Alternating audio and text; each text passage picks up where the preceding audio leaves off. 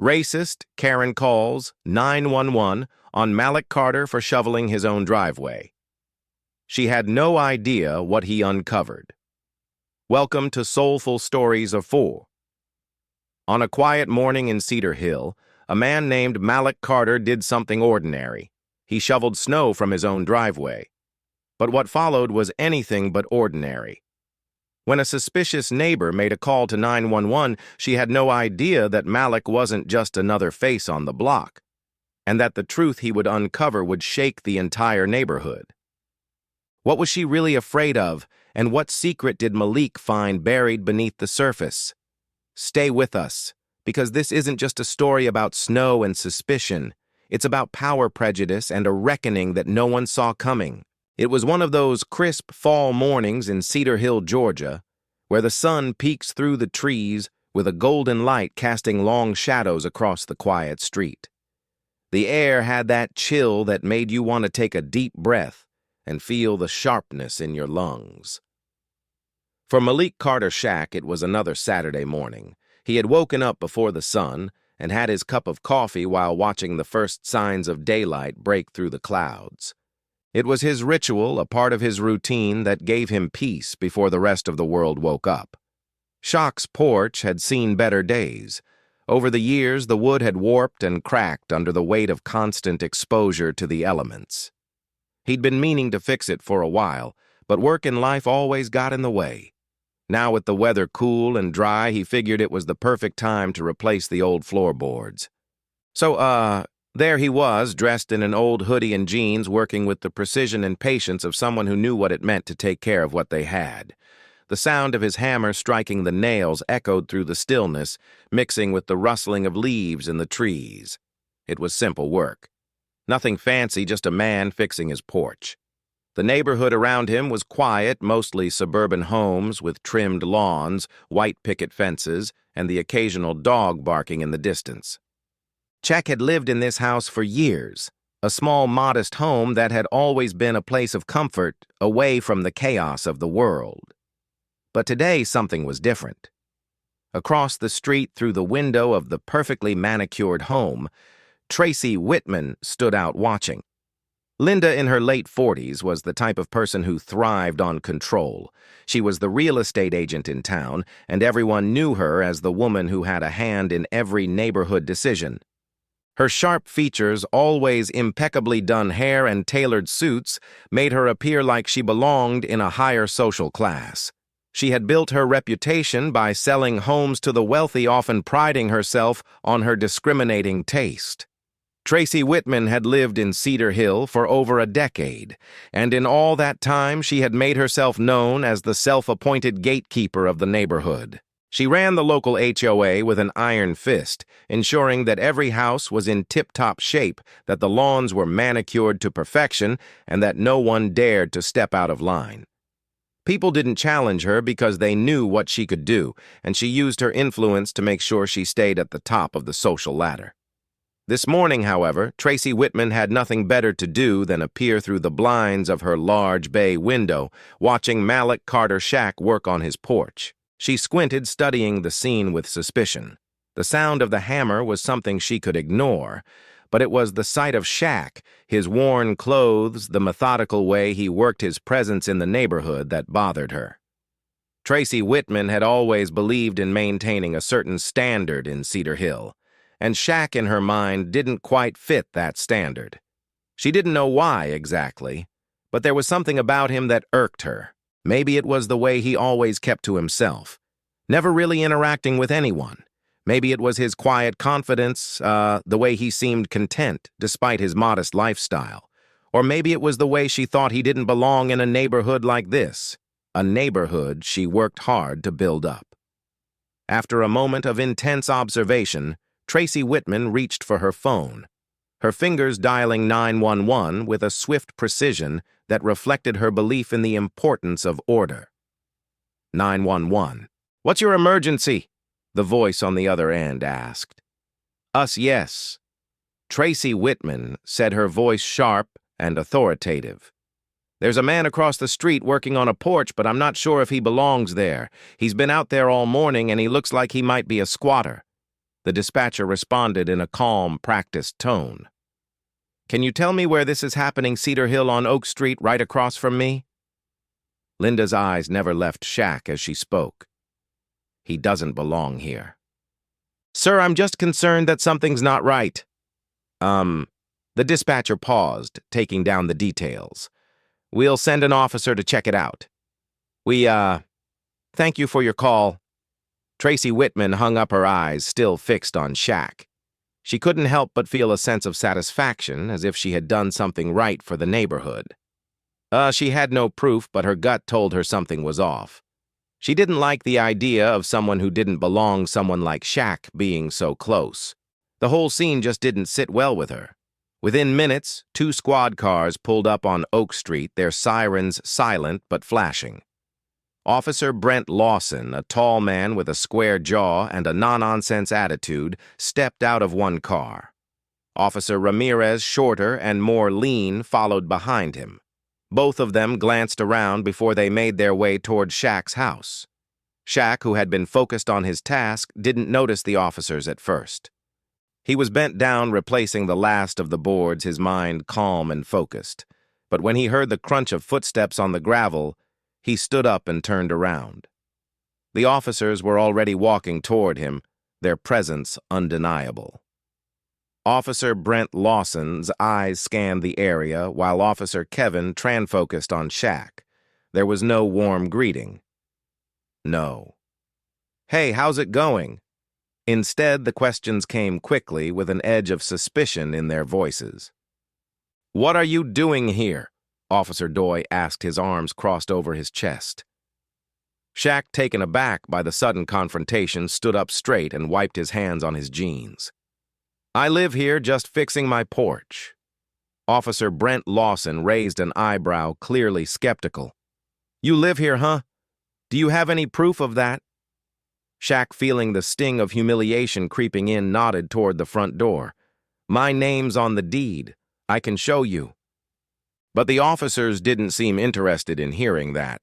They exchanged a glance before Officer Kevin spoke up, his voice cold. "We're going to need to check your ID." Shaq's heart began to race. He had been in this position before being questioned by authorities for no reason other than the color of his skin, the way he looked, or the way people assumed he didn't belong. His calm exterior hid the simmering frustration that had been building for years. Before he could say anything, the door to the house swung open, and Mrs. Alcina Gomez, an older Latino woman from 2 houses down, appeared. Her presence was commanding, and her voice rang out with authority. "And gentlemen, this man owns this house. He's not a squatter. I can vouch for him." Her eyes met Shaq's with a warmth that seemed to instantly dispel the tension in the air. The officers seemed to hesitate, exchanging uncertain glances. Mrs. Gomez didn't wait for them to say anything more. "I know this neighborhood," she continued, her voice sharp and confident. You should know better than to question him without cause." Sheik, who had been standing quietly through the exchange, couldn't help but feel a small flicker of relief. Mrs. Gomez's words cut through the moment like a knife. The officers, not wanting to escalate the situation any further, muttered something about checking the records and walked back to their cars. As they left, Shuck's eyes met Mrs. Gomez's. She gave him a small nod, a silent reassurance that he wasn't alone. The whole ordeal had lasted less than 10 minutes, but the damage had already been done. Malik Carter stood there on his porch, the weight of the moment sinking in. He wasn't angry at the officers. He was angry at himself for having to endure this again. The quiet humiliation of being doubted, judged, and stereotyped was something he had learned to live with, but it still hurt. He looked at his hands now, stained with wood and nails, and took a deep breath. The day had barely begun, and already it felt like the world was telling him he didn't belong. As he continued his work, a small tear traced down his cheek, unnoticed by anyone but himself. Jack sat on the couch any later that evening, his tired body sinking into the worn cushions. He had finished fixing the porch hours ago, but his mind refused to let go of the earlier encounter with the officers. It had been a long, exhausting day, but the sting of humiliation from that morning's confrontation was still fresh. He replayed the scene in his head over and over, each time growing more frustrated. This wasn't the first time something like this had happened, but it didn't make it any easier to swallow. The house was quiet now, save for the hum of the refrigerator and the occasional creak of the floorboards beneath him. Shock's eyes drifted to the old photos on the wall. Family pictures, moments frozen in time. His grandmother, the woman who had raised him, always told him that there was power in silence. She said that when you face adversity, you should hold your head high and not let the world's judgments affect you. But today, he couldn't shake the feeling of being small.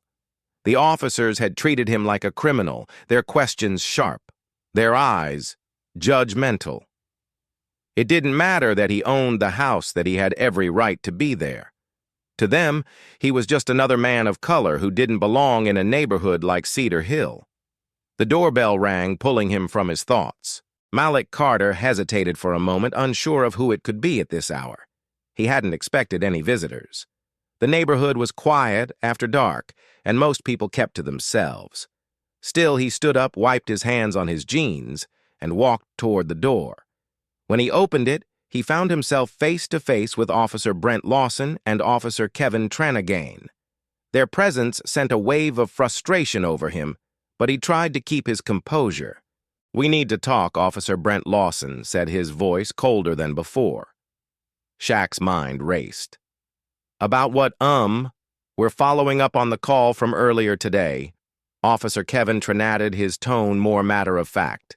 "There's been a report that you may not actually own this property." Shaq's heart began to race. The idea that Tracy Whitman had followed through with her suspicions, it didn't surprise him. It was exactly the kind of thing she would do. He thought about the way she had watched him from across the street, her eyes filled with judgment. But what did surprise him was the officer's willingness to entertain her accusations without a second thought. "I already told you I own this house," Malik Carter said, trying to keep his voice calm, though he could feel his anger rising. "I showed you the deed earlier." "What more do you want from me?" Officer Brent Lawson stepped forward, his presence imposing.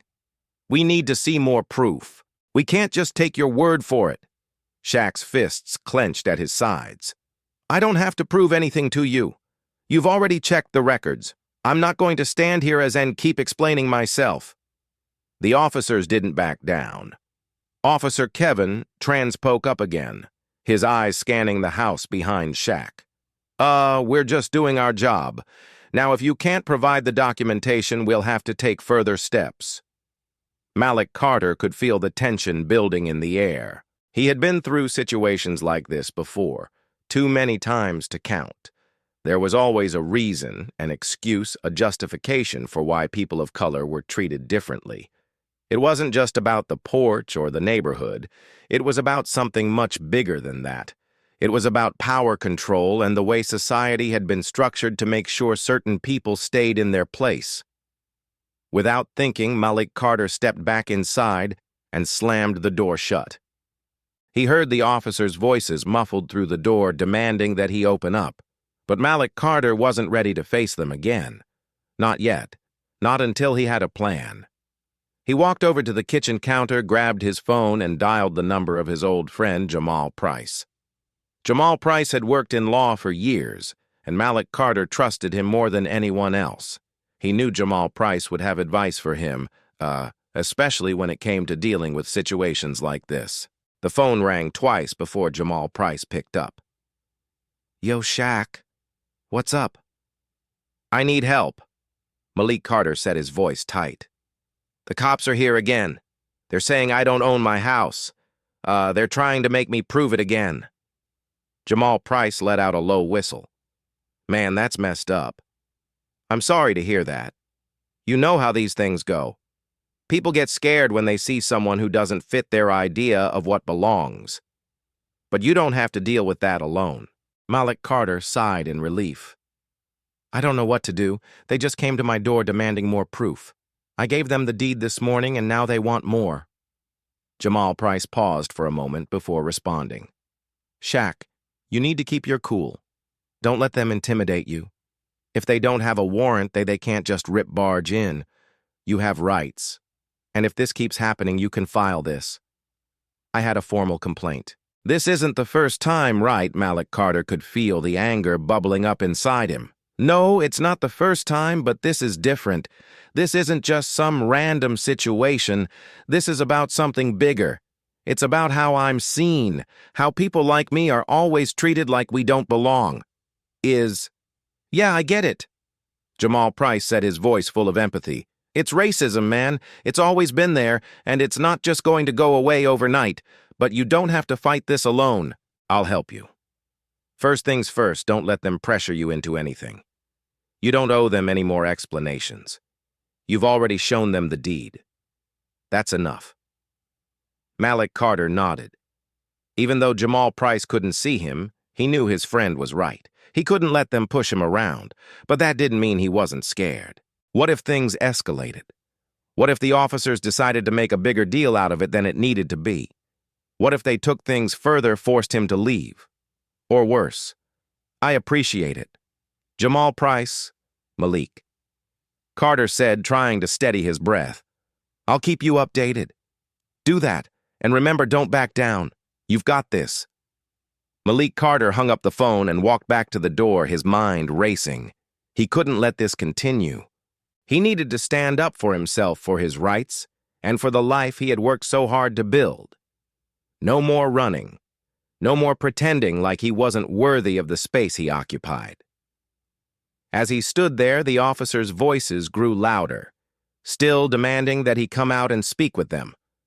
But Malik Carter didn't move. He wasn't going to give them the satisfaction. He wasn't going to let them make him feel like an outsider in his own home. Tonight, something inside him shifted. He wasn't just fixing the porch anymore. He was fixing the system.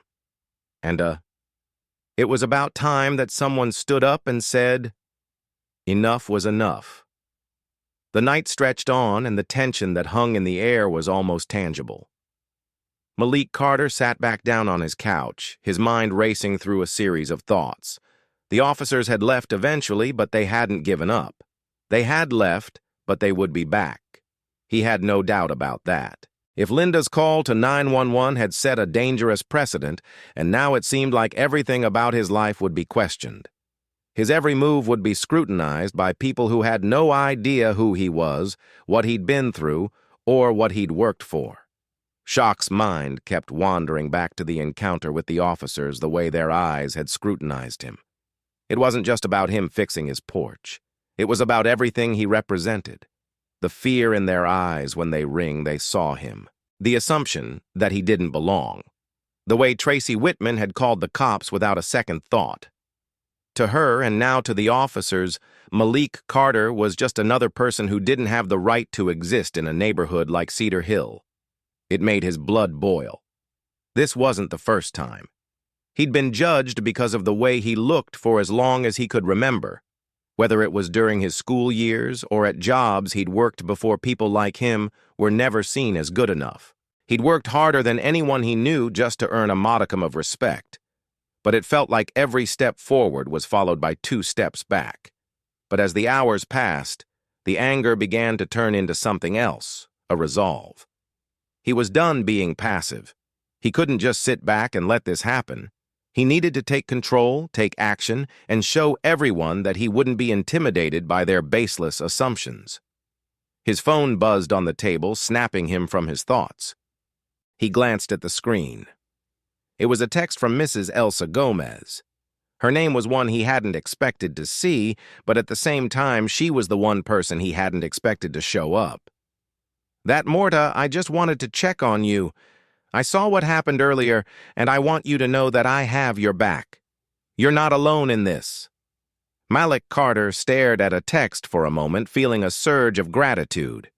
Mrs. Gomez wasn't just any neighbor. She was a constant presence in Cedar Hill, an older woman in her late 60s with a sharp wit and a stronger sense of justice than most people half her age.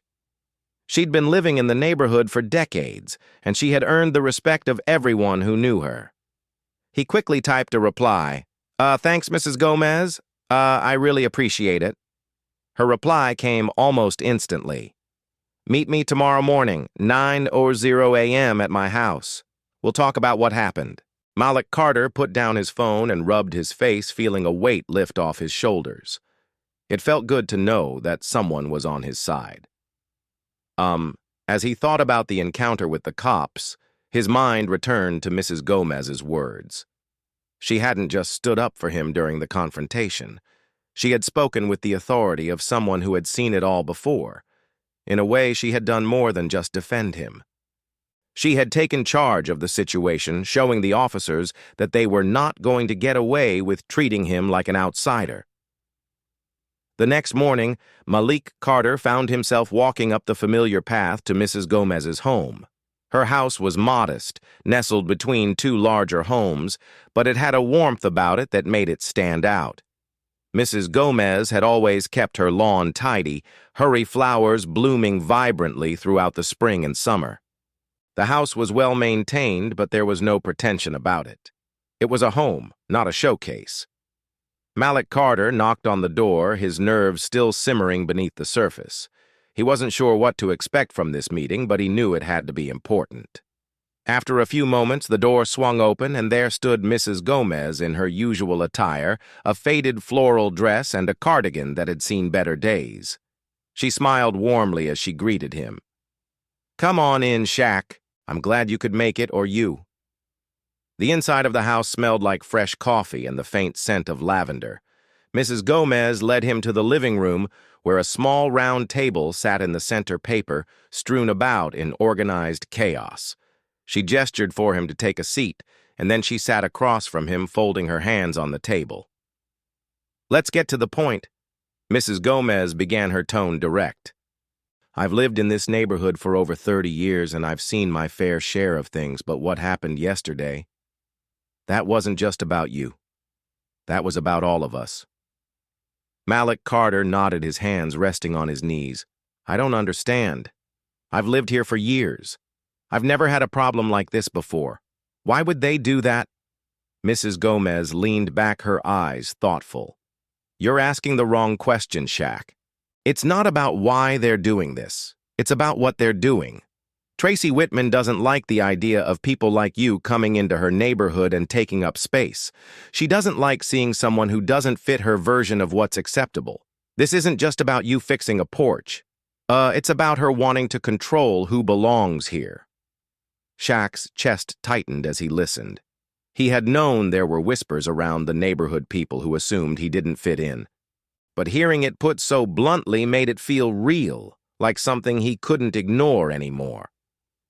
Mrs. Gomez continued, "I've seen how she operates. She's done this before under the guise of making the neighborhood better, but in reality, she's just been using her power to push people out, and she won't stop unless someone stands up to her."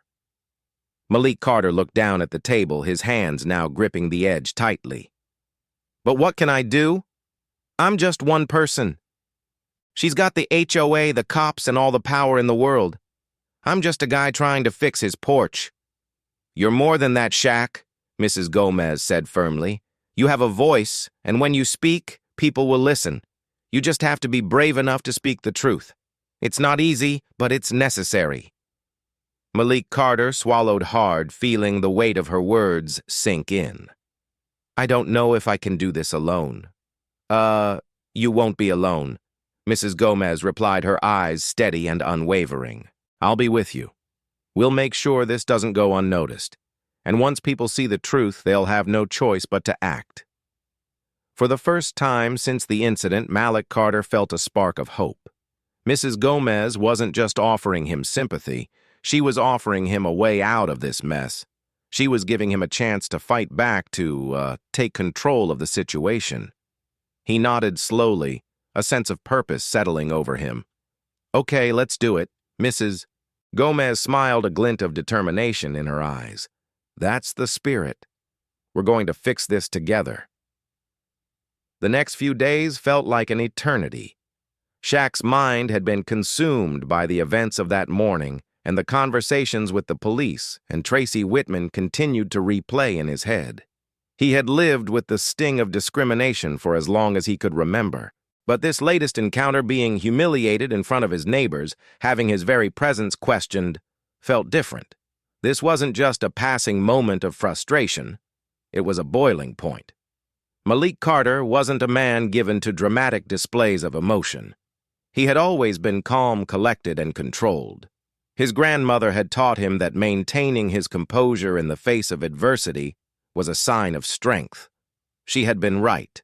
He had used that quiet resolve to rise above countless slights, microaggressions, and outright racism throughout his life. He had learned how to smile through the pain, to hold his head high and not let the world's judgments affect him. But now everything inside him and was pushing him to do more than just endure. As he sat in the dim light of his living room, his eyes fixed on the chipped coffee table in front of him, Malik Carter felt a wave of emotions sweep over him. It wasn't anger. It was something deeper, something more painful. It was the accumulation of years of being underestimated, of being judged before anyone had even bothered to know who he was. He had worked hard to build his life to earn his place in Cedar Hill, but it always felt like that place was conditional, always dependent on someone else's definition of worth. His fists clenched at his sides as he thought about the way Tracy Whitman had looked at him. Her narrow, judgmental eyes, her assumption that he didn't belong, that he wasn't good enough to be in her neighborhood. She hadn't even known him. To her, he was just another black man who didn't fit the mold. And the cops, following her lead without questioning her authority, had treated him like a criminal. It was that combination of condescension, entitlement, and power that left him feeling small, powerless, and humiliated. Shock's eyes wandered to the corner of the room where a stack of old family photos sat. He picked up the first picture, one of him as a child, his face bright with innocence. The photo showed him standing with his grandmother in front of their old house in a rundown part of Atlanta. Back then, life was tough, but it had been full of love and laughter. His grandmother had worked 2 jobs to keep food on the table, and Malik Carter had learned from her what it meant to struggle and persevere. She had always told him, "Life doesn't give you anything for free. You have to earn it. But you can't let people take away your dignity." The memory of her words hit him like a punch to the gut. He had spent years following her advice, holding his head high, enduring the stares, the comments, and the whispers. But now it felt like all that hard work had been undone in an instant. The cops had come to his door, and Tracy Whitman had made sure to let everyone know that he wasn't welcome. He had done everything right. He had kept his property up to code, paid his taxes, contributed to the neighborhood. But none of that mattered to people like Linda, who saw him as an outsider, someone who didn't belong. His hands trembled as he set the photo down. Cha could feel the anger building within him. The weight of years of being judged, of constantly having to prove his worth, had finally become too much. He had spent so much time trying to fit into a world that didn't want him to fit in, trying to silence the part of him that wanted to shout, "I belong here." But now he realized something. He had nothing to prove to anyone. It wasn't about fitting in anymore. It was about standing up for himself, for his dignity, for the life he had built. The emotional wall that Malik Carter had built around himself for years began to crack. A tear slipped down his cheek unnoticed by anyone but himself. It wasn't just frustration that caused the tear.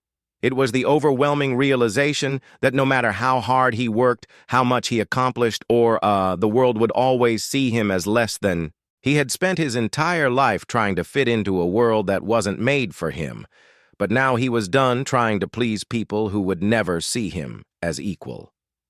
The emotional weight was suffocating, and for the first time, Malik Carter allowed himself to feel it. The frustration, the humiliation, the exhaustion of always being the other. He closed his eyes, letting the tears fall freely. He didn't care anymore. He was tired of pretending, tired of always putting on a brave face when people like Tracy Whitman and the cops treated him like he didn't matter. When he opened his eyes, there was a clarity there. Something had shifted inside him. Malik Carter wasn't just angry anymore. He was determined. He wasn't going to let this slide. He wasn't going to let them continue treating him like an outsider in his own home. He was done being passive. If Tracy Whitman wanted to make him her enemy, so be it. But she wouldn't do it quietly. He would make sure of that. Malik Carter wiped his face saw and stood up, a fire burning in his chest. He walked over to the desk where his laptop sat. He had to take action, and he wasn't going to wait for someone else to fix it. He would do it himself. He opened his laptop and started talking. He wasn't sure exactly what he was going to say at first, but the words came quickly, almost as if they had been waiting to be released. He wrote about his experience, about the cops, about Linda, about how he had been treated like an outsider in his own neighborhood. He didn't hold back. He included every detail, every moment of humiliation, and he included the injustice of it all. He wrote about how he had worked hard for everything he had, how he had earned his place in this community, and how Linda's actions had been nothing short of racist and discriminatory. As he typed, Malik Carter included evidence.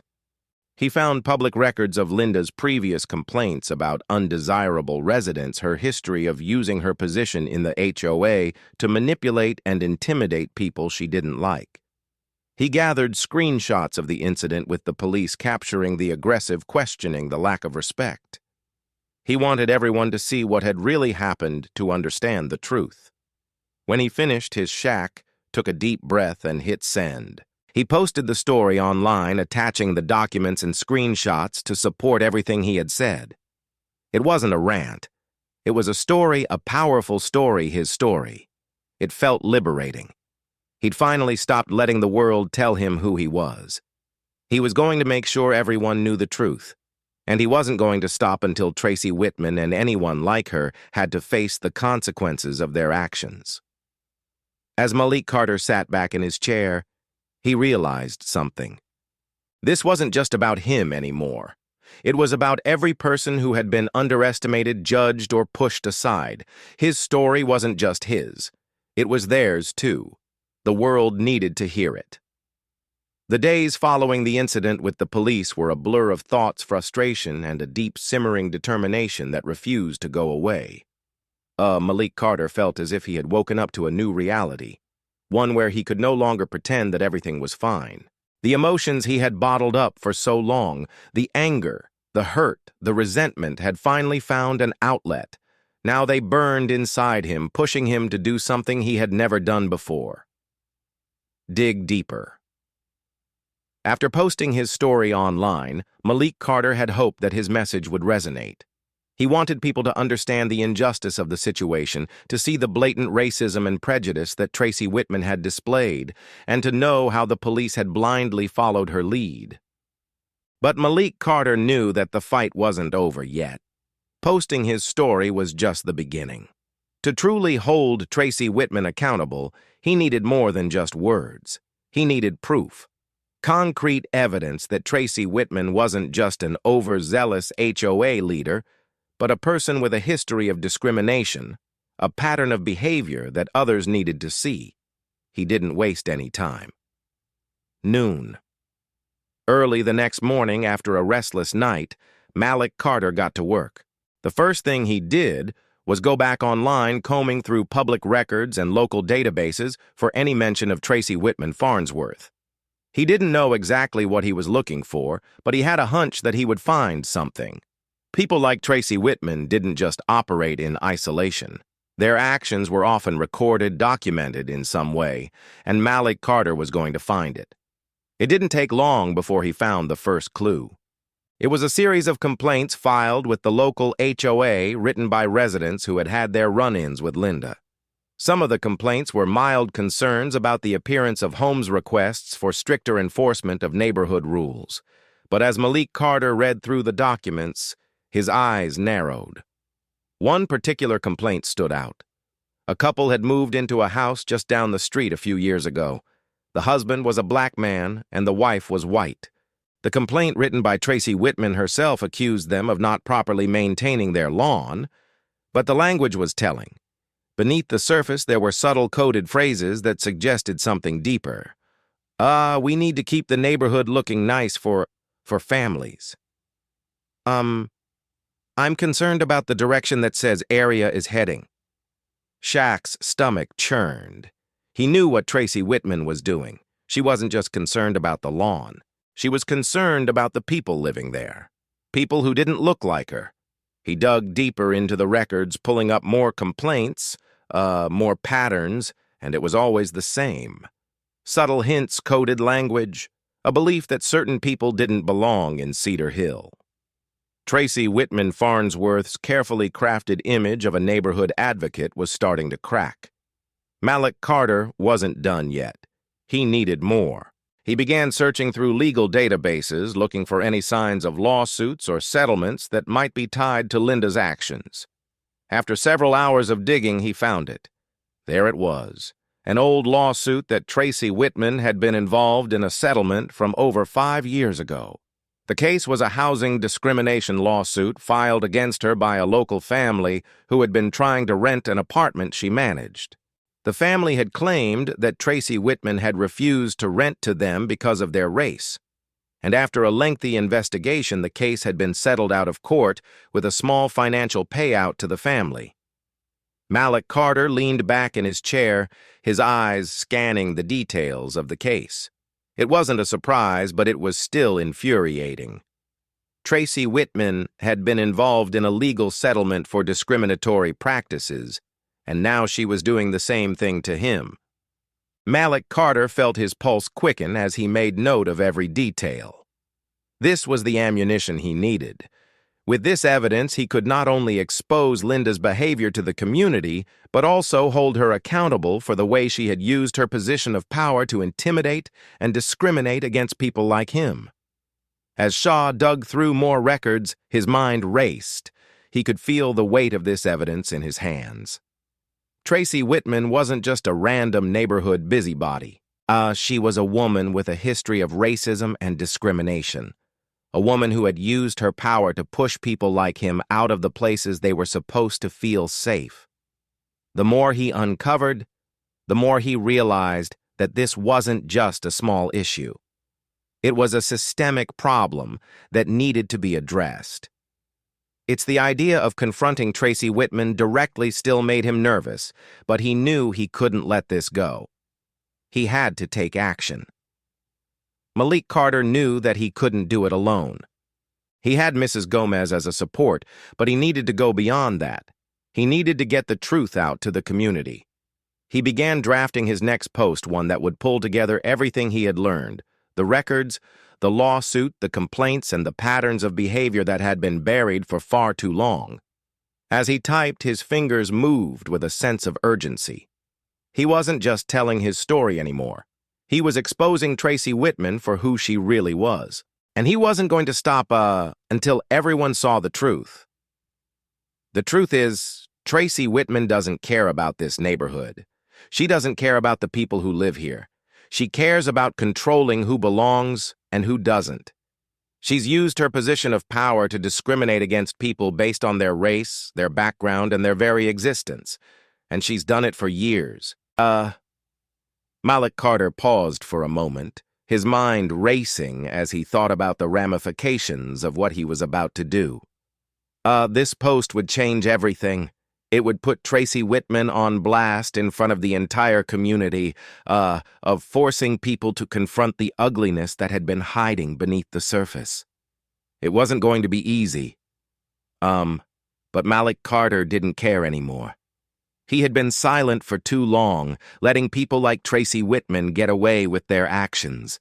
It was time to bring it all to light. With a final deep breath, Malik Carter hit post. The screen flashed and his story was live. He sat back in his chair exhausted but exhilarated. This was only the beginning. He had a long road ahead, but now he had the truth on his side. Linda's reign of silence and discrimination was over. The fight had just begun, and Malik Carter was ready for it. Malik Carter sat at his kitchen table, the dim light of the overhead lamp casting long shadows over the stack of papers in front of him. His laptop screen glowed softly in the quiet of the room. He stared at the page he had just posted, his fingers resting on the keys, the weight of the decision pressing heavily on his shoulders. The post was out there now, exposed to the world, and he knew there was no turning back. For a moment, Malik Carter questioned himself. Was this the right thing to do? Was he ready to take on someone as powerful as Tracy Whitman, Farnsworth, someone with so many connections in the neighborhood and beyond? But as the doubt crept in, he reminded himself of everything that had happened there.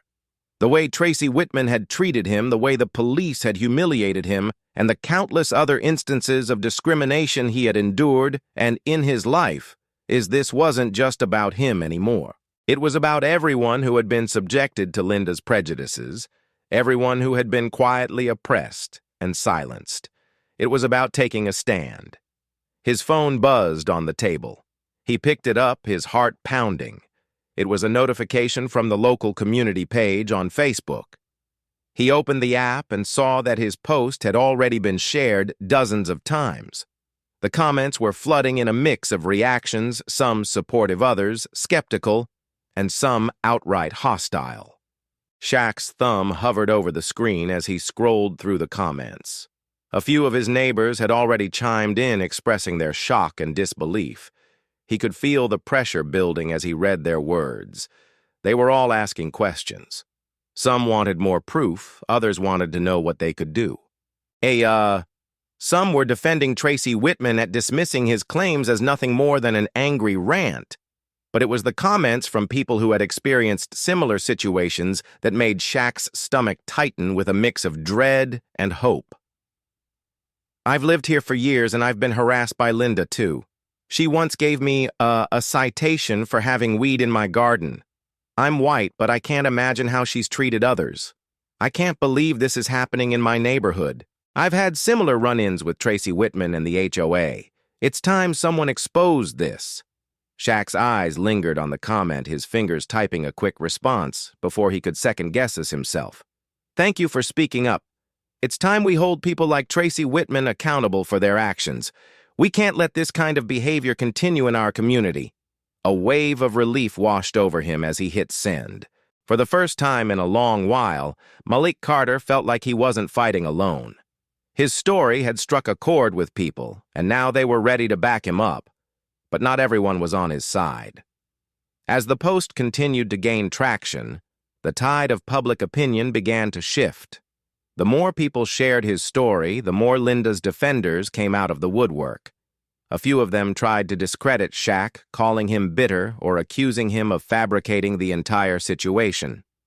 One comment in particular stood out. This is just a guy looking for attention.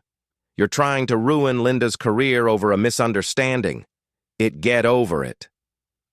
Malik Carter read the comment over and over, a familiar knot of frustration tightening in his chest. It wasn't a misunderstanding. It wasn't just about a broken porch or a minor incident. This was about the way Tracy Whitman had used her power to make people like him feel like they didn't belong. He wasn't going to back down just because some people couldn't see the truth. He took a deep breath and began drafting his next post. It had to be strong enough to combat the doubts and the defenses that were being thrown his way. He needed to show the community that this wasn't about him getting revenge. This was about exposing a pattern, a behavior that had gone unchecked for too long.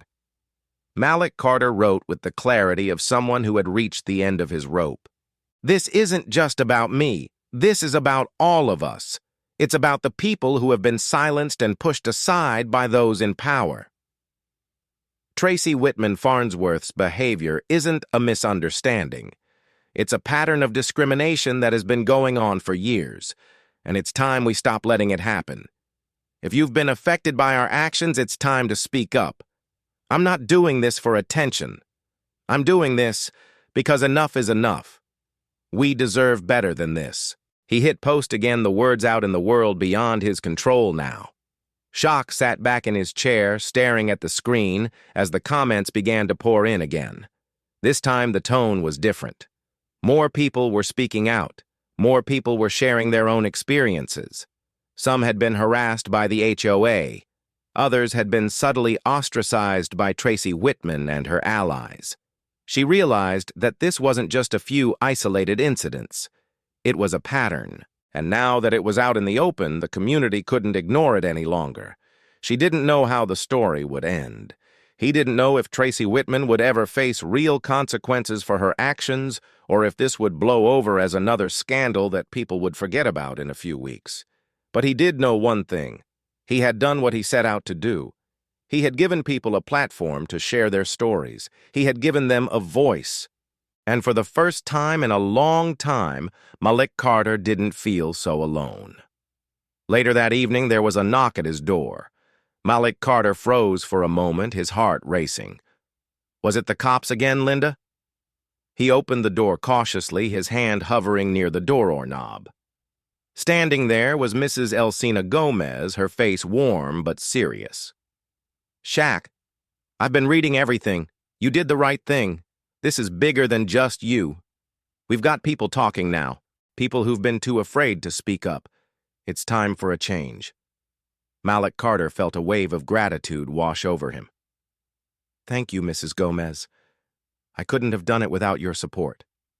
She smiled, her eyes shining with conviction. You're not alone, Shaq. We're all in this together. The weight of the past few days lifted slightly. Malik Carter wasn't just fighting for his own dignity anymore. He was fighting for the dignity of everyone who had been marginalized or silenced by people like Linda. He didn't know what the future held, but he knew one thing for sure. He wasn't going to stop fighting. The aftermath of Shaq's post was like a firestorm. What had started as a single story of injustice quickly turned into a local wildfire. Within hours of posting, his story spread across Cedar Hill like wildfire, igniting a reaction from every corner of the neighborhood. People who had lived quietly under Tracy Whitman Farnsworth's rule for years began to speak out, emboldened by the truth Malik Carter had exposed. The comments continued to flood in, both on the neighborhood's Facebook page and in private messages sent directly to Shaq. It seemed as though the entire community was divided into two camps, those who stood with Malik Carter and those who defended Linda. Shaq had known the path would be difficult, but the flood of support that came his way from unexpected corners of Cedar Hill was more than he had ever anticipated. His post had done something he hadn't fully understood before. It had given others the courage to speak up.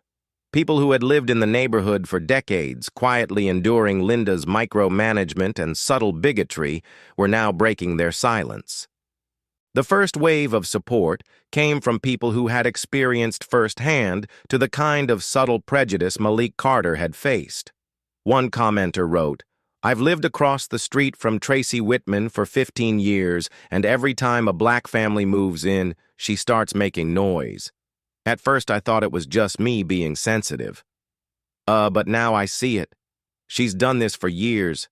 I'm sorry it took me this long to say something." Another person added, "I didn't even realize how bad it was until I read Shaq's post. I've been quietly intimidated by her for years, but I never thought I had a voice. Thank you for giving us the courage to speak up." Shaq's heart swelled as he read these messages. These weren't just words of support. They were acknowledgments of the unspoken truth that had lingered in the community for far too long. Linda's actions weren't isolated incidents.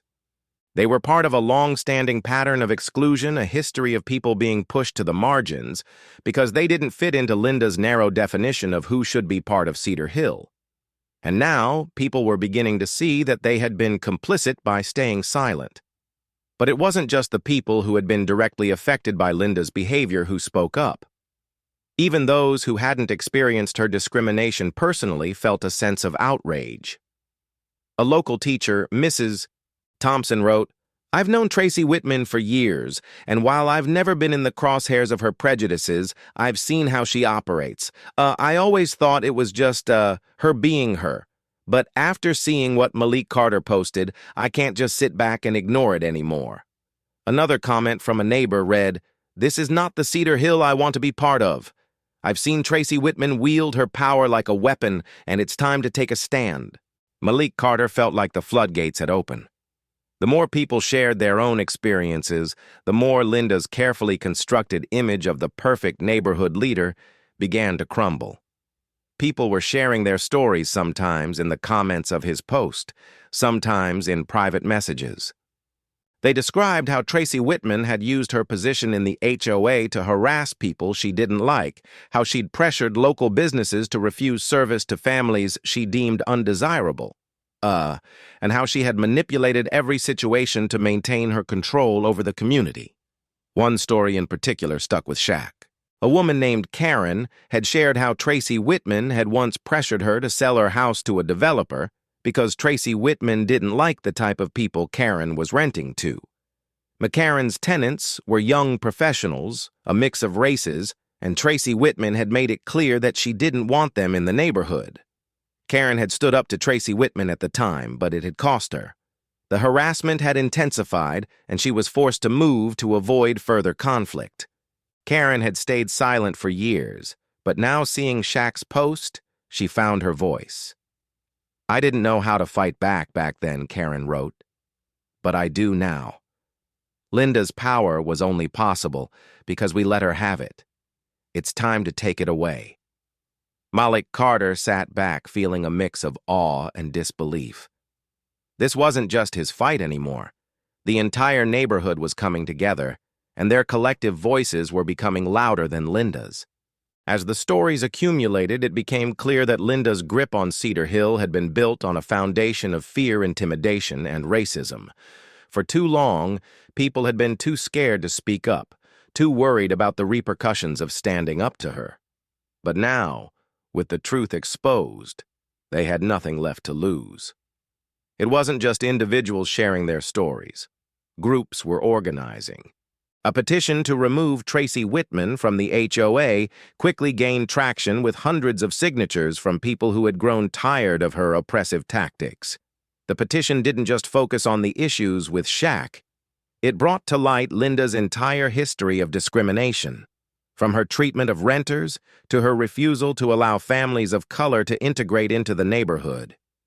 It wasn't just about her attitude toward people who didn't fit her vision of Cedar Hill.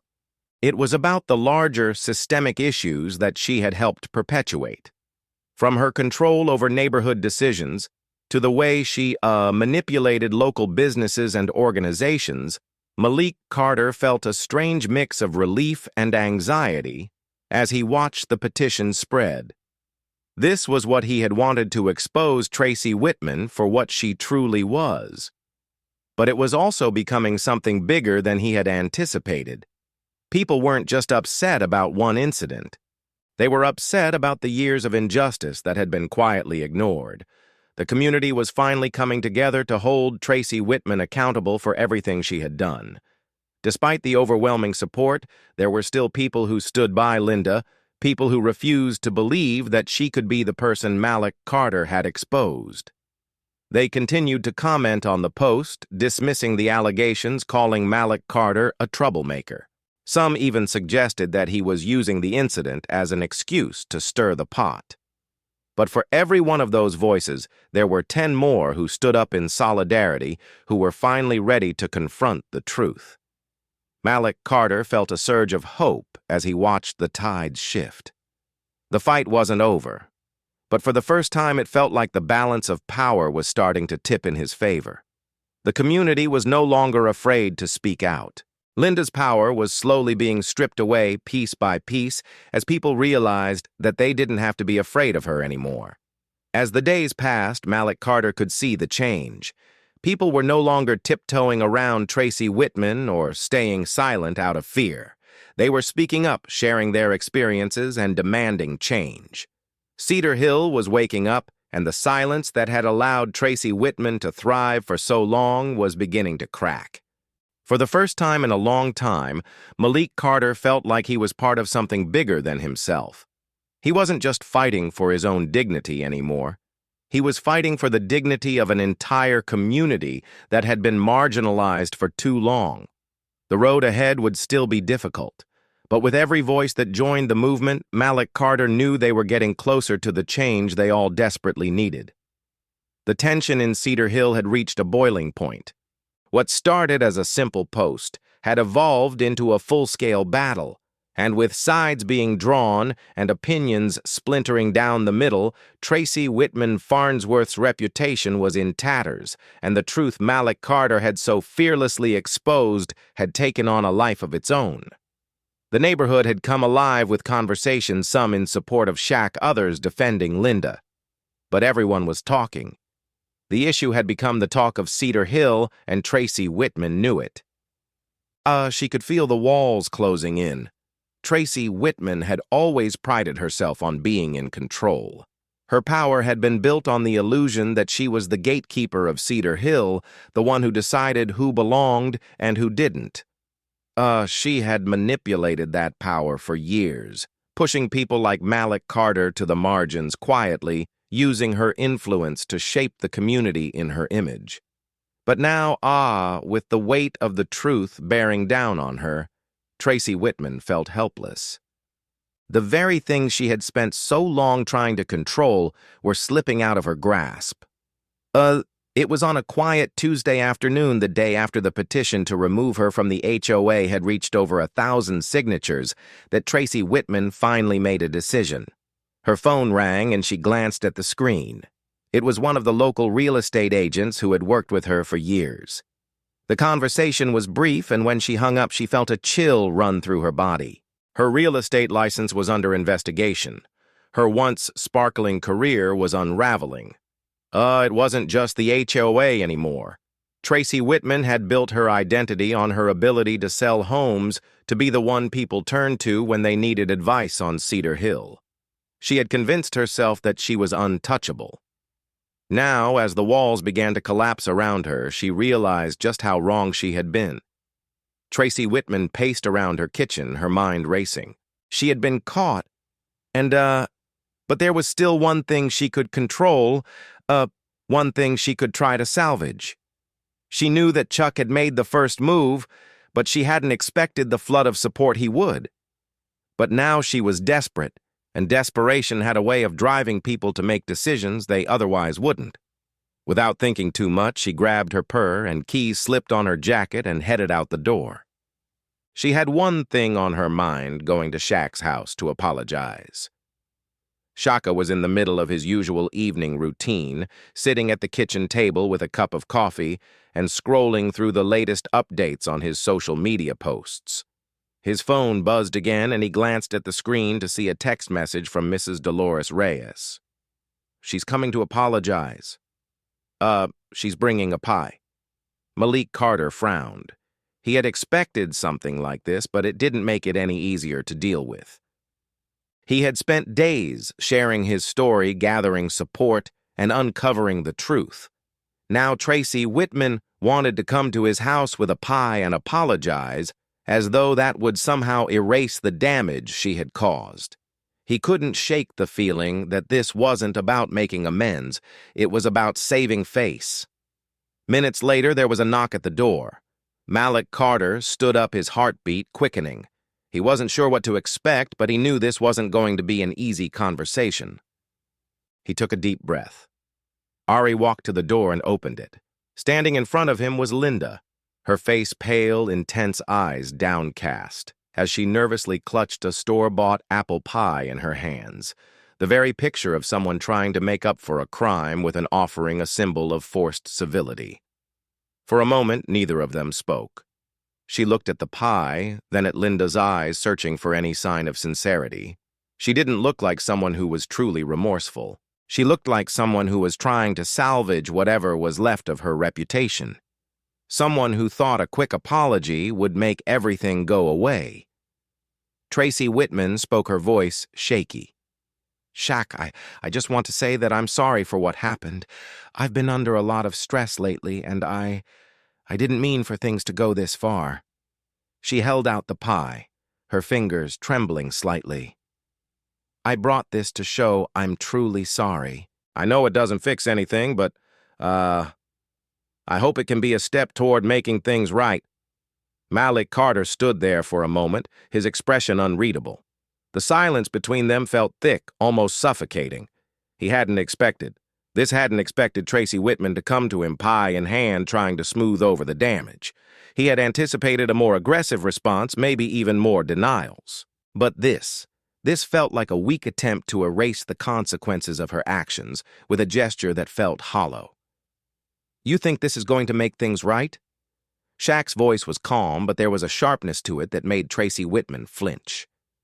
"You tried to ruin my life over a gut feeling.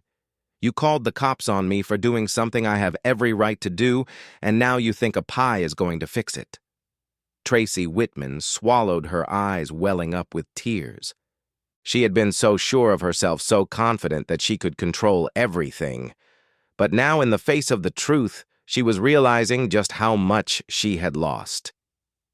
Tracy Whitman started, but Malik Carter cut her off.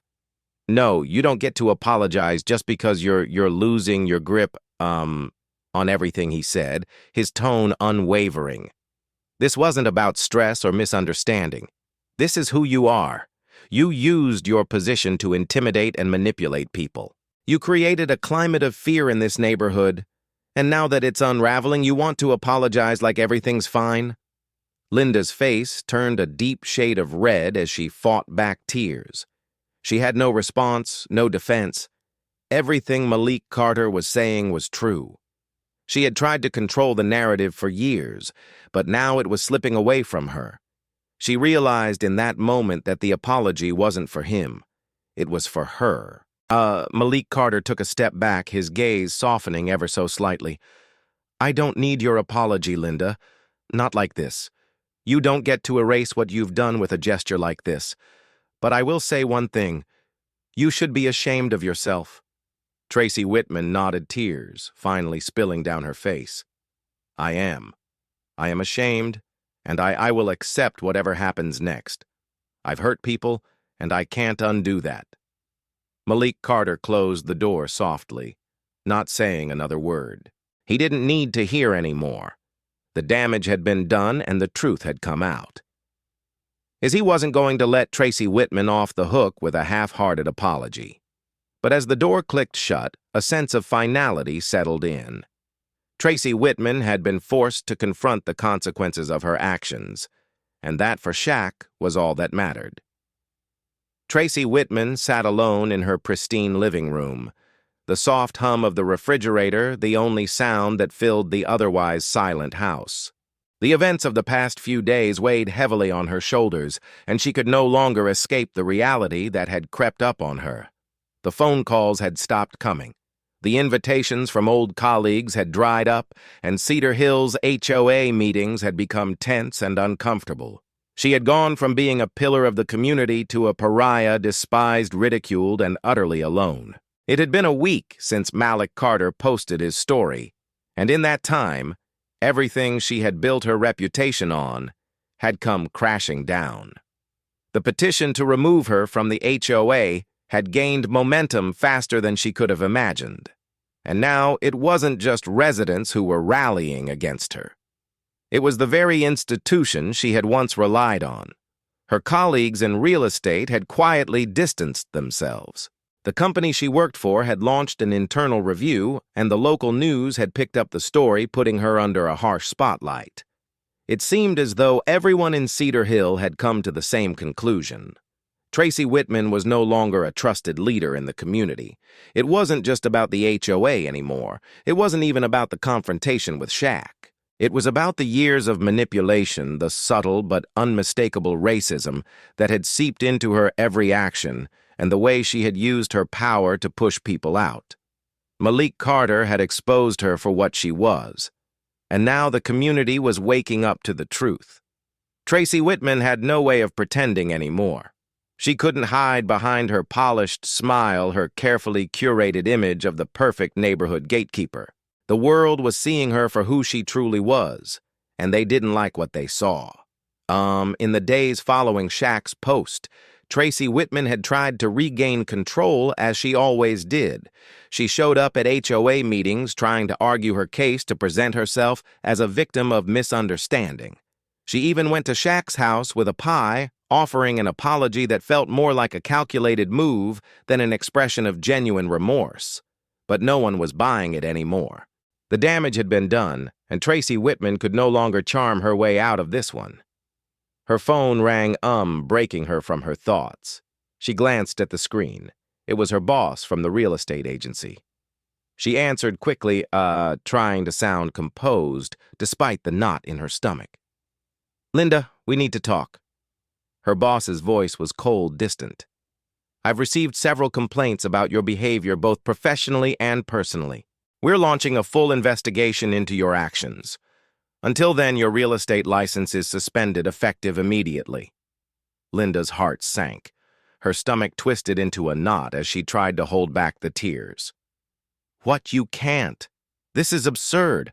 I've been with the company for years. You can't just take this away from me." "I'm afraid we have no choice." Her boss replied, his voice firm. "Your actions have caused damage to the company's reputation. We'll be in touch once the investigation is complete, but for now, you're suspended." The words felt like a punch to the gut. She had always relied on her career in real estate to give her status, power, and control. It had been her identity, but now that was slipping away too. All those years of manipulating the market, of pulling the strings behind the scenes, were unraveling in a matter of days. She hung up the phone with trembling hands, her mind racing. How had it all come to this? How had she lost everything so quickly? She had spent her entire life building an empire based on control, on making sure people knew who was in charge, who was welcome and who wasn't. But now she had become the one who was unwelcome, the one who was being pushed out. The realization hit her like a wave crashing down with brutal force. Tracy Whitman sat back in her chair, her hands shaking as she stared at the empty space in front of her. Her reputation, her career, and her place in Cedar Hill were all gone. Or she had tried to maintain the illusion of perfection. But it had all come crumbling down in an instant. The very thing she had feared most, being exposed, being shown for who she really was, had happened. And there was no going back. At the next HOA meeting, Linda's seat was empty. For the first time in years, no one looked to her for answers. No one deferred to her opinion. There was a quiet shift in the room, an unspoken acknowledgement that the balance of power had changed. People were no longer afraid of her. The whispers that had once surrounded her now carried a tone of relief and triumph. For the first time in ages, Shaq's name was spoken in the meeting not as a problem to be dealt with, but as a symbol of resistance and change. Malik Carter had stood up to Linda. He had exposed the truth, and in doing so, he had given the entire neighborhood the courage to speak out. He had shown them that they didn't have to live in fear anymore. And now Tracy Whitman was no longer in control. Her seat was vacant, a symbol of her fall from grace. As the meeting progressed, Linda's absence was glaring. No one spoke her name, and it was as though she had never been there at all. The other members discussed the new changes they would be implementing, the steps they would take to ensure the community remained welcoming to all. The discussion was full of optimism and a renewed sense of purpose. Cedar Hill was changing, and Linda's influence was no longer part of the equation. Back at her house, Tracy Whitman sat in the silence, the weight of her downfall pressing down on her like a heavy blanket. She had been removed from the HOA, and now her career was in jeopardy. But the most painful blow of all was the realization that she had no one left to turn to. Her network, her supporters, and even her so-called friends had turned their backs on her. She had no one to blame but herself.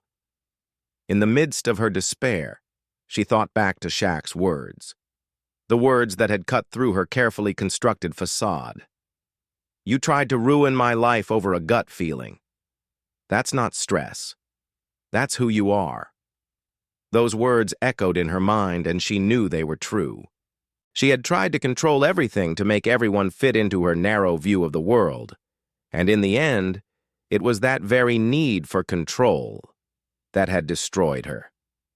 Tracy Whitman had fallen from grace, and the no apology, no pie, and no attempt to salvage her reputation could change what had happened. She had built her empire on fear, and now that empire lay in ruins. The sun was dipping below the horizon, casting a soft orange glow across Cedar Hill. The day was quiet, the kind of peaceful evening that made it easy to forget about the drama that had unfolded in the community just weeks before. Malik Carter stood on his porch, the freshly replaced floorboards creaking under his feet as he looked out over the neighborhood. The air was cool, and for the first time in a long while, he felt a sense of calm settle in his chest.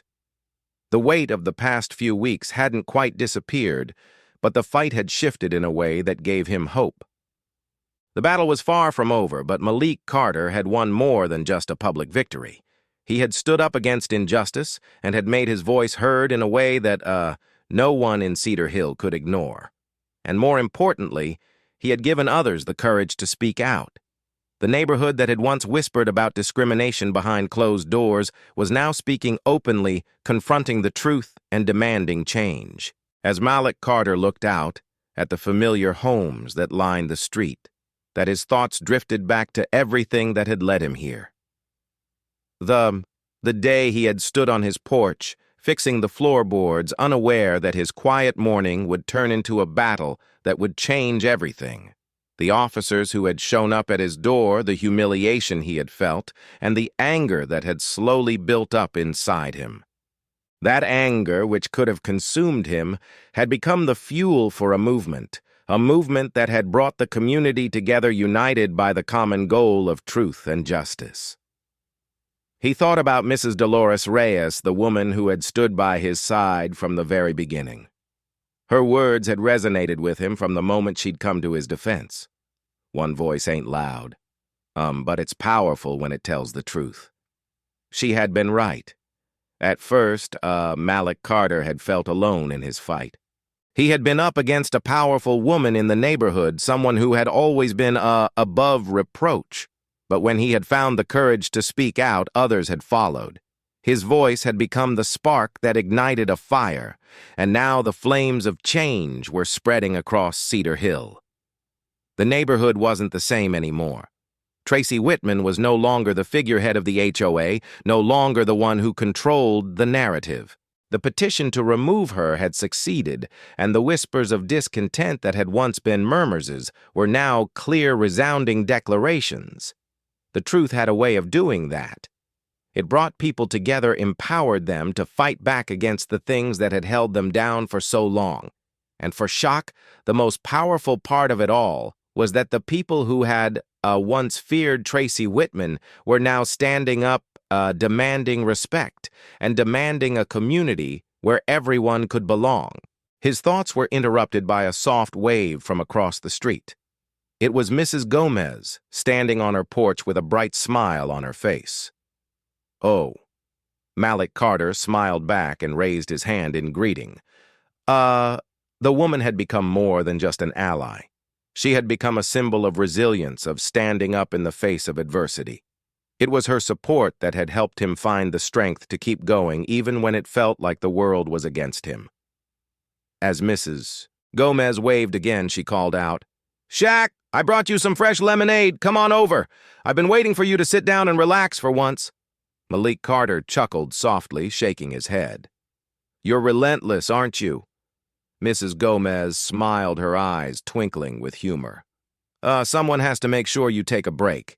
You've been working hard, and this neighborhood's finally starting to feel like a real community again. You deserve to enjoy it."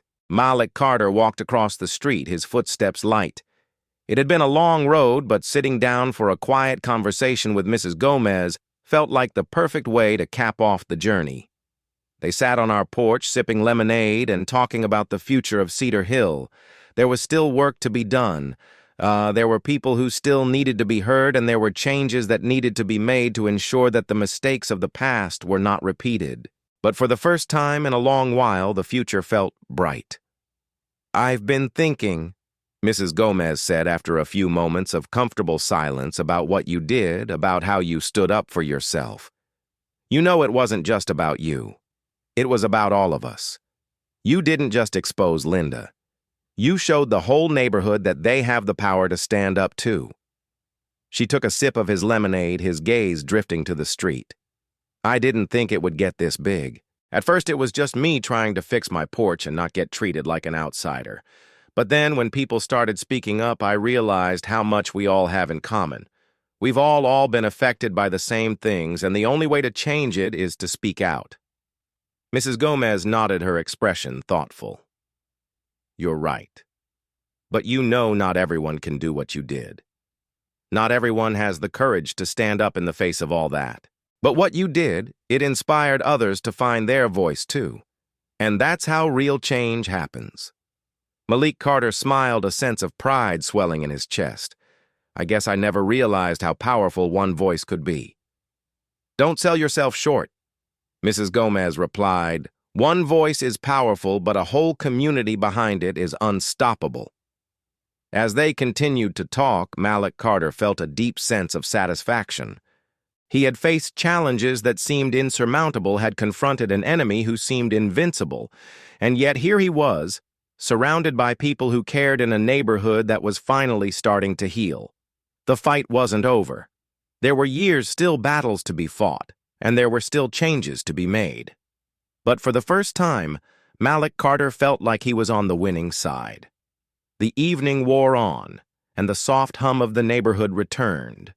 It was a far cry from the tension and fear that had hung over Cedar Hill just weeks before. Now there was hope in the air, a hope that change was not just possible, but within reach.